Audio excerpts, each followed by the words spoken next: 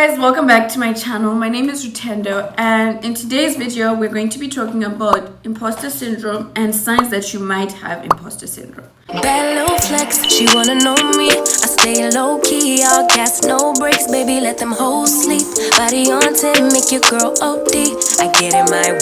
So what imposter syndrome is basically when you feel like you do not deserve the successes that you have attained, or you believe that the successes you have attained are due to luck or some external factors that is not your hard work. It can also manifest as feeling as though you do not possess the qualities to achieve something, or you're not good enough. And sometimes you can be afraid that people are going to find out that you're not good enough. So before I talk about the signs that you might have imposter syndrome, I will say that I have definitely experienced imposter syndrome several times, and I definitely know what having imposter syndrome feels like. So I want you to know that if you have imposter syndrome, you're not alone. A lot of people actually experience this. Let's talk about the signs that you might have imposter syndrome. Number 1, persistent doubt. If you're always questioning that, can I do it? Can I achieve it? Or if you're consistently questioning whether or not you deserve your success. Let's say you succeed in something, you win something, and you're like, but I don't deserve this. Do I deserve it? That's a sign that you might have imposter syndrome. Number 2, you attribute your success to external factors. You might say, oh, I won because of luck. Or you can say, oh, if it wasn't for other people, I would not have won. So you always attribute your success to other things that are not your hard work. And I definitely do this a lot because I'm someone who's always trying to challenge myself to do something. And a lot of the times I find myself saying, oh, that was just luck, or it's because of this. And other people have to tell me like, no, you worked hard for this. You deserve it. And I'm just like, do I really deserve it? This year I struggled with imposter syndrome because I was participating in a pageant. I was one of the worst girls there, and I was just like, okay, rightfully so. I don't really have a talent that I can, or at least that's what I think. I really don't have a talent that I can showcase and be like, okay, I can sing or I can dance. So when I went to the pageant, I just felt like I don't fit here in a way. Not like I cannot be a pageant girl, but I don't have a talent to showcase. And that made me feel kind of like, okay, I have work to do. That was last year. And then this year I participated in a pageant, and I just felt like, can I really do this? Like, I questioned myself a lot. I questioned whether I was good enough. But I made it through to the end. I definitely questioned myself a lot. And it was a lot of work, and I didn't know if I could do it. I was making costumes for my team. I was practicing the choreographies. And I'm not a dancer, so that alone was just like a lot for me. So I was questioning myself. Can I do this? Do I have the capability? So I definitely struggled with imposter syndrome during that time. The third sign that you might have imposter syndrome is your fear of being discovered. If you're constantly afraid that people are going to figure out that you're not good enough, or you don't have the qualities, or you don't have what it takes to be in a certain position or to do a specific task, you might have imposter syndrome. The next point is something that I do quite a lot. That is setting unrealistically high standards. You might get disappointed quite often because when you set unrealistically high standards, chances are you're not going to achieve them. You should always set standards that are achievable, not necessarily low, but achievable. So if you always set unrealistically high standards, you're going to fail a lot. And this can lead to chronic stress, overworking yourself, and that can lead to imposter syndrome. Because you're not setting goals that you know you can achieve. You're setting goals that you can't achieve. And because of that, you feel like you're not worthy. Personally, this is something that I do often. I set unrealistically high standards that are unachievable. And I always think I'm gonna achieve it. And when I don't, I'm like, of course I couldn't achieve it. I don't have what it takes. So that's very bad for you, because at the end of the day, you end up overworking yourself trying to prove that you can do something. And when you're not, you're stressed, you're tired, you think you're not good enough, and you think you're a failure.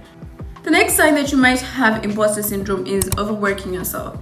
So people with imposter syndrome tend to overwork themselves to prove that they are worth something. This might look like working longer hours than you're supposed to, working more tasks than you're capable of. And this can lead to burnout. Avoiding challenges. If you're constantly avoiding challenges because you're afraid that you're going to fail, that's a sign of imposter syndrome. You might be also afraid that you're going to fail and people are going to see that you've failed. And when people see that you've failed, you're scared that people are going to judge you for failing. Another sign is feeling uncomfortable with praise. If someone says, well done, you did this really well, you can give a response that is similar to, oh, anyone could have done this. Oh, it wasn't all that. Or you just downplay your achievements and make them smaller than they are. You think that what you've done is not cool or what you've achieved is not all that because you don't think that you are all that or you deserve all that or you have the capabilities of doing something that other people might think is really cool. Constantly comparing yourself to other people.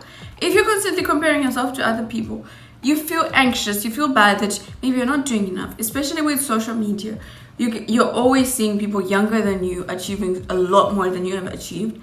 So because of that, you compare yourself on the timeline of other people. And therefore, it makes you anxious, it makes you feel bad, it makes you feel like you're not doing enough. But maybe you're doing just enough for where you are and who you are as a person. Oh, mommy's filming. Mommy's filming, okay? No barking. Alright, so comparing yourself to others, and that will always make you feel like you are less than, you're not doing enough, you're not successful, and that will give you a lot of anxiety. Perfectionism. Perfectionism is you want everything to be perfect. You want it to be the highest quality, the best done. You want it to be perfect, and this can lead to paralysis and not taking any action on the things that you want to actually do. Because if it's not perfect, you're going to wait for it until you have everything, until you've acquired all the knowledge. That can be a sign that you have imposter syndrome. The next sign that you might have imposter syndrome is your inability to internalize success.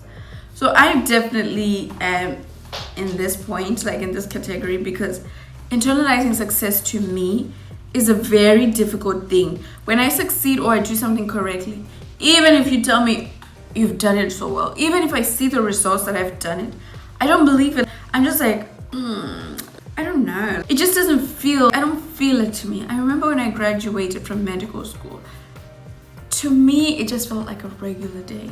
I could tell that everyone was so excited they've made it. I don't feel like I've been able to internalize that yet.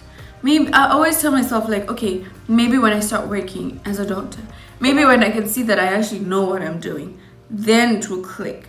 But as for now, I feel like it has not clicked yet. I don't know if everyone else relates to this or felt like this when they graduated, but that's definitely how I felt. So if you have a trouble internalizing success, you might have imposter syndrome.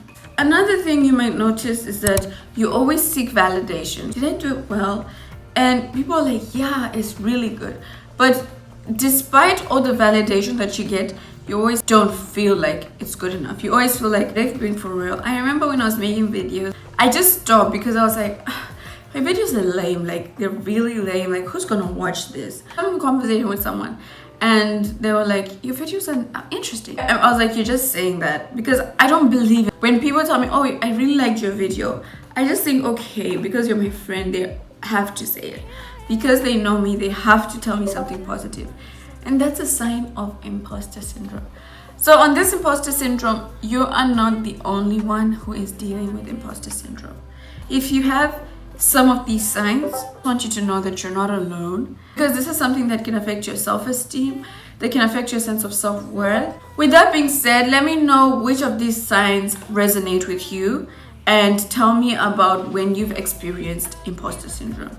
Thank you guys for watching. I hope you enjoyed this video. Don't forget to like, subscribe, and leave a comment. I will be making another video on how to deal with imposter syndrome. So subscribe. It's coming very, very soon. Bye.